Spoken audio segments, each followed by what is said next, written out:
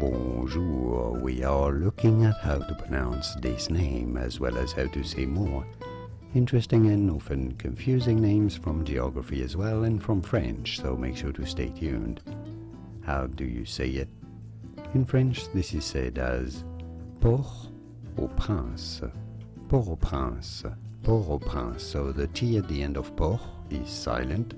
This is French for port, obviously, but in French the T, because it's at the end of the word, is silent. Au prince, being French for prince, so that means the prince's port, essentially. Port-au-Prince, it'd be fine in English to say it as Port-au-Prince, Port-au-Prince, from French, Port-au-Prince. And now you know.